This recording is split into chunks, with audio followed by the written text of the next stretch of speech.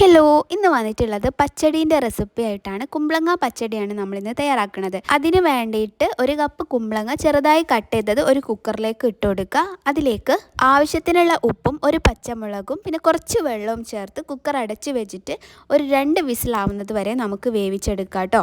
High ഫ്ലെയിമിൽ 2 വിസിലാവുമ്പോഴേക്ക് തന്നെ നമ്മൾ കുമ്പളങ്ങൊക്കെ വെന്തിട്ടുണ്ടാവും. അത് വേവുന്ന സമയം കൊണ്ട് നമുക്ക് തേങ്ങരപ്പ് തയ്യാറാക്കാം. അതിനായിട്ട് അരക്കപ്പ് തേങ്ങയിലേക്ക് 2 പച്ചമുളകും 2 ചെറിയുള്ളിയും കുറച്ച് ചെറിയ ജീരകം ഇടണം കേട്ടോ. പിന്നെ കുറച്ച് വെള്ളവും ചേർത്ത് നന്നായിട്ട് അരച്ചെടുക്കുക. ആദ്യം ചെറിയ ജീരകം ഇടാൻ മറന്നു പോയിട്ടുണ്ടായിരുന്നു. അപ്പോൾ അരച്ചതിന് ശേഷം കുറച്ച് ചെറിയ ജീരകം കൂടി ഇട്ടിട്ടാണ് ഞാൻ വീണ്ടും അരച്ചെടുത്തതാണ് കേട്ടോ.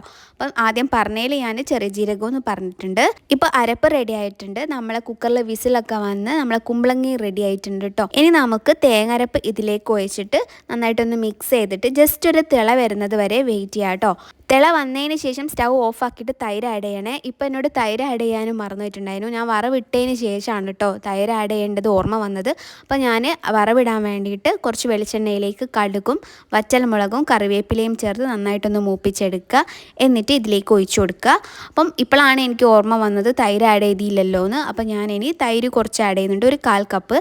എന്നിട്ട് നന്നായിട്ട് മിക്സ് ചെയ്യുക കേട്ടോ. അപ്പോൾ ഇത് വറവിടുന്നതിൻ്റെ മുമ്പ് ആഡ് ചെയ്താൽ മതി കേട്ടോ. അപ്പോൾ പച്ചടി ഉണ്ടാക്കാൻ വളരെ ഈസി അല്ലേ. അപ്പോൾ എന്തായാലും ട്രൈ ചെയ്ത് നോക്കുക. ഇഷ്ടമായിട്ടുണ്ടെങ്കിൽ ലൈക്ക് ചെയ്യുക, കമൻറ്റ് ചെയ്യുക, എൻ്റെ പ്രീവിയസ് വീഡിയോസൊക്കെ കാണുക. നിങ്ങളെ ഫ്രണ്ട്സിനും ഫാമിലിക്കും ഒക്കെ ഒന്ന് ഷെയർ ചെയ്ത് കൊടുക്കുക കേട്ടോ. അപ്പോൾ ഒരിക്കൽ കൂടി എല്ലാവർക്കും താങ്ക് യു സോ മച്ച്.